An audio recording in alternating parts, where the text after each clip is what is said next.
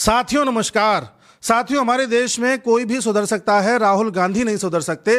वो लगातार हमारे देश के सिस्टम को, अलग अलग बॉडीज को, यहां तक कि सेना को भी किसी ना किसी तरह से क्वेश्चन करते रहते हैं, उनको सवालों के घेरे में खड़ा करते रहते हैं। आपने जैसे रिसेंट में देखा होगा, बार बार एक ही रट लगाए बैठे हैं कि हमारे कितने जेट गिरे, हमारे कितने जवान शहीद हुए, हमको कितना नुकसान हुआ, या दूसरी बात ये कहते हैं कि ट्रंप ने सीज फायर कराया, ट्रंप ने सीज फायर कराया। उसी प्रकार से आपको याद होगा, जब गलवान क्लैश हो रहा था 2020 के आसपास, जब चाइना जो है लद्दाख में घुसने का प्रयास कर रहा था, तब उस वक्त राहुल गांधी ने एक बात कही थी कि चाइना भारत में घुस आया है, चाइना भारत में घुस आया है, देखो मोदी डर गया, देखो मोदी डर गया। वो बात अलग है कि राहुल गांधी ने ये कभी नहीं बोला कि देखो चाइना डर गया, वो वापस लौट चुका है। ये कभी नहीं बोल पाएंगे चाइना के बारे में, लेकिन उस वक्त ऐसा इन्होंने बोला था। उसके बाद 2022 में एक भारत जोड़ो यात्रा जो उन्होंने चलाई थी, इस कैंपेन में भी इन्होंने एक बात कही थी कि देखिए हमारी जमीन पर लगभग 2000 स्क्वायर किलोमीटर जमीन पर चाइना कब्जा कर चुका है और मोदी सरकार कुछ नहीं कर रही है। जब राहुल गांधी ने प्रश्न उठाया था, तब हमारे देश के जो बॉर्डर रोड ऑर्गेनाइजेशन है, उसके पूर्व डायरेक्टर थे उदय शंकर श्रीवास्तव जी, तब उन्होंने राहुल गांधी के ऊपर एक केस फाइल कर दिया निचली अदालत में, जहां पर उनका आरोप था कि राहुल गांधी हमारी सेना का मान गिरा रहे हैं और इस तरह के वक्तव्य देकर के हमारे ही देश की शान को जो है नीचे कर रहे हैं। तब साहब इस केस पर सुनवाई हुई तो निचली अदालत ने बोला कि हाँ साहब, बात तो सही है, ये डिफेमेशन है एक तरीके से। तब राहुल गांधी ने अपने इस डिफेमेशन को चैलेंज कर दिया, इस केस को चैलेंज कर दिया हाई कोर्ट में। हाई कोर्ट में उस समय जस्टिस सुभाष विद्यार्थी जी ने इसको ये कहते हुए खंडित कर दिया कि Rahul Gandhi ji, freedom of speech के नाम पर आप हमारी सेना का मान और सम्मान गिरा नहीं सकते। इसलिए उन्होंने राहुल गांधी की इस प्ली को खारिज कर दिया और जो ये अपील राहुल गांधी ने करी थी इस डिफेमेशन के अगेंस्ट, वो वहां पर निरस्त हो गई, खारिज हो गई। फिर साहब ये अपील की गई ऊपर सुप्रीम कोर्ट में, और राहुल गांधी की तरफ से इस समय वकील थे अभिषेक मनु सिंघवी। आपने देखा है कि अभिषेक मनु सिंघवी अरविंद केजरीवाल के भी वकील थे। ऐसे हर मामले के वकील रहते हैं जो बड़ा हाई प्रोफाइल मामला होता है। और आप ये भी जानते हैं कि अभिषेक मनु सिंघवी की जो है कितनी पकड़ अच्छी है हमारे पूरे अदालत के सिस्टम में।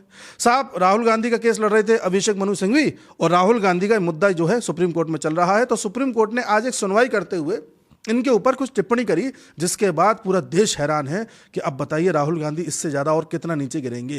हालांकि सुप्रीम कोर्ट ने राहुल गांधी को इस मामले में बेल दे दी है, जमानत दे दी है, लेकिन सुप्रीम कोर्ट के जो 2 जजेस की बेंच है, जिनमें से एक हैं जस्टिस दीपांकर दत्ता साहब और दूसरे हैं जस्टिस AG मसीह, इन दोनों ने इस बात पर काफी आपत्ति जताई कि राहुल गांधी इस तरह का बयान कैसे दे सकते हैं।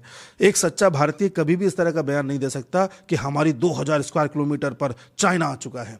इस बात पर आर्ग्यूमेंट करते हुए जो हमारे अभिषेक मनु सिंघवी साहब है, उन्होंने कहा कि अच्छा साहब, अगर एक सच्चा भारतीय ये नहीं बोल सकता तो एक सच्चा भारतीय ये तो बोल सकता है ना कि हमारे 20 जवान मारे गए हैं। तब भी कोर्ट ने ये कहा कि देखिए, जब भी झड़प होती है तो कैजुअलिटीज दोनों तरफ होती हैं, आपको नहीं लगता? तो हर चीज़ को आप इस तरह से उठाते हैं जैसे कोई देश की शान के खिलाफ की बात कर रहे हैं या पता नहीं आप किसकी तरफ हैं, तो ये ठीक नहीं है। तो इस तरह की सारी बातें हुई, जिसके बाद एक हेडलाइन इस समय ट्रेंड कर रही है पूरे देश में और बड़े बड़े न्यूज़ चैनल से कवर कर रहे हैं कि अदालत ने भी, सुप्रीम कोर्ट ने भी ये कहा है राहुल गांधी से कि एक सच्चा भारतीय इस तरह की भाषा नहीं बोल सकता।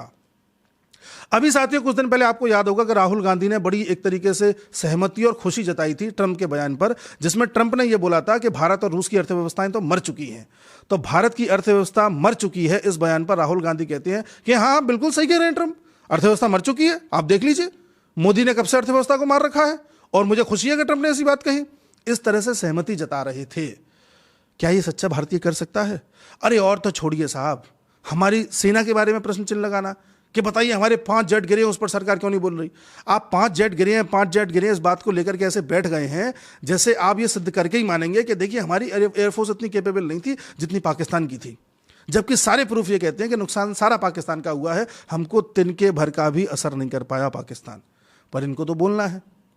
उसके अलावा हद इन्होंने उससे भी ज्यादा पार तब कर दी जब अभी परसों इन्होंने बयान दिया था कि साहब 2020 में जब ये फार्म बिल्स आए थे ना, कृषि कानून आए थे, तब सरकार ने मुझे धमकाने के लिए, मुझे चुप कराने के लिए अरुण जेटली को मेरे पास भेजा था। अरे साहब, अरुण जेटली जी का निधन 2019 में हो चुका था।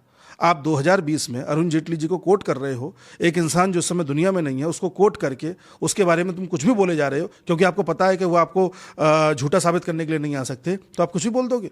आप लगातार झूठ बोलते चले आए हो। रफाल के मामले में, अग्निवीर के मामले में, आपको याद होगा उन्होंने एक झूठ और चलाया था कि अग्निवीर में एक जवान शहीद हो गया है, उसको कंपनसेशन नहीं मिला है, उसको लेकर के इतना प्रोपेगेंडा चलाया, बाद में पता चला कि सारा कंपनसेशन उसे मिल चुका था। ऐसे एक बयान इन्होंने दिया था, आपको याद होगा, कि हमारी लड़ाई भारत स्टेट के खिलाफ है। स्टेट में क्या होता है, तंत्र आते हैं सारे, सरकार भी आती है। अब चलो आप सरकार के विरुद्ध बोलो, वो आपका काम है, लेकिन तंत्रों के विरुद्ध बोलने का मतलब है कि आप सब चीजों को झूठा साबित करना चाहते हो। उसके बाद सबसे बड़ी बात यह भी है कि राहुल गांधी एक के बाद एक जो झूठ बोलते हैं, उसके बाद जब इन पर केस हो जाता है तो हर बार ये लिखित रूप में माफी मांग के उससे बरी भी हो लेते हैं। अब इनकी माफी नामे की उतनी खबरें चलती नहीं है मीडिया में, पर ये माफी मांग के ही छूट पाते हैं। अब ये किन लोगों पे झूठ बोलने लगे हैं जो इस दुनिया में है ही नहीं, क्योंकि इन्हें पता है माफी मांगनी नहीं पड़ेगी, कुछ भी बोल दो। कोई आदमी ऐसा कैसे हो सकता है जी। और देखिए, इससे भी ज्यादा हद इन्होंने तब करी थी जब मनोहर पर्रिकर साहब जिंदा थे और हमारे डिफेंस मिनिस्टर थे केंद्र में, वो उस समय अस्पताल में भर्ती थे, बेड पर थे। तब राहुल गांधी उन्हें देखने गए एक दिन, तो उन्होंने भी आने दिया, स्वागत किया। भाई उनको लगा कि सदाचार की भावना से एक बीमार व्यक्ति को देखने के लिए कोई व्यक्ति आया, कोई बुराई नहीं है इसमें। राहुल गांधी मिलकर के चले आए और एकदम से मीडिया में आकर के बयान दे दिया कि मनोहर पर्रिकर जी से मेरी बात हुई है। मनोहर पर्रिकर जी खुद कह रहे हैं कि मुझे राफेल डील के बारे में कुछ पता ही नहीं है, राफेल डील कैसे हुई, किसने करवाई, मुझे कोई आइडिया ही नहीं है। फिर मनोहर पर्रिकर जी को बेड पर से लिखित रूप में बयान देना पड़ा था कि मेरी ऐसी कोई बात राहुल गांधी से नहीं हुई है, राहुल गांधी झूठ बोल रहे हैं। यह आदमी इस लेवल पर चला जाता है साहब। और एक चीज और देखिए, राहुल गांधी आजकल लगातार बयानों में एक चीज बड़ा बोल रहे हैं, एक लाइन उनके मुंह पर बार बार आ रही है, वो है open and shut, open and shut, open and shut. ये जो लाइन है ये यूज होती है अदालतों में। ओपन एंड शट केस उसको बोला जाता है जिसमें बहुत ज्यादा बहस की जरूरत नहीं है, सब चीजें बिल्कुल साफ साफ हैं। जैसे केस सामने आएगा तुरंत कार्रवाई हो जाएगी, तुरंत आर पार का होकर के डिसीजन आ जाएगा। ऐसा एक ओपन एंड शट केस चल रहा है राहुल गांधी के विरुद्ध नेशनल हेराल्ड का, जिसमें सुनवाई अभी होनी थी अगस्त में, लेकिन टल गई है सितंबर के लिए, ऐसा बताते हैं। इस सुनवाई में बताया जा रहा है कि जिस दिन सुनवाई हो गई ये भी ओपन एंड शट है, राहुल गांधी और इनकी मदर एंटोनियो माइनो ये दोनों जेल जाएंगे। इसलिए आप देख रहे हैं कि पर्दे के पीछे से धीरे धीरे धीरे धीरे प्रियंका गांधी एक्टिव हो रही हैं। कभी मुसलमानों के हक में कुछ बोलना, कभी फिलिस्तीन का बैग लेकर के आना, कभी ये बोलना संसद में भी कुछ दिन पहले कि साहब जो पहलगाम में हत्याएं हुई 26 लोगों की, उसमें से 25 भारतीय थे। फिर किसी ने कहा कि नहीं नहीं हिंदू थे, उन्होंने कहा नहीं भारतीय थे। उसी प्रकार से आपको याद होगा छत्तीसगढ़ में 2 क्रिश्चियन नन्स ने एक लड़की का अपहरण किया था। उसमें टोटल 3 लोग थे, 2 क्रिश्चियन नन और एक आदमी। तो एक लड़की का अपहरण किया था, जिसको लेकर के इन्होंने मुद्दा उठाया कि देखिए क्रिश्चियन नन्स को पकड़ लिया गया है बिना किसी पुख्ता सबूत के, ये क्रिश्चियंस के खिलाफ गलत हो रहा है, माइनॉरिटीज़ के खिलाफ गलत हो रहा है। तब इन्हें वहाँ क्रिश्चियंस दिखाई दे रहे थे। मतलब प्रियंका वाड्रा धीरे धीरे धीरे धीरे धार्मिक मुद्दों को उठाती पर्दे के पीछे से अपनी जड़ों को मजबूत कर रही हैं, क्योंकि उनको भी पता है कि एक ना एक दिन मेरा भाई और एंटोनियो माइनो, मेरी मदर, दोनों जेल चले जाएंगे। तब कांग्रेस को संभालने के लिए मेरे का होना बहुत जरूरी है। आप समझ रहे हैं साहब, ये पूरा खेल चल रहा है। और कहीं ना कहीं कांग्रेसियों को भी अब ये लगने लगा है कि राहुल गांधी और एंटोनियो माइनो जेल जाएंगे। इसलिए आप कांग्रेस में लगातार बगावत देख रहे हैं। शशि थरूर ने राहुल गांधी के इस बयान का खंडन किया कि हमारी अर्थव्यवस्था मर चुकी है। शशि थरूर ने बिल्कुल खंडन कर दिया। चलो शशि थरूर तो आप कह सकते हो आउट ऑफ द लीग चल रहे हैं आजकल।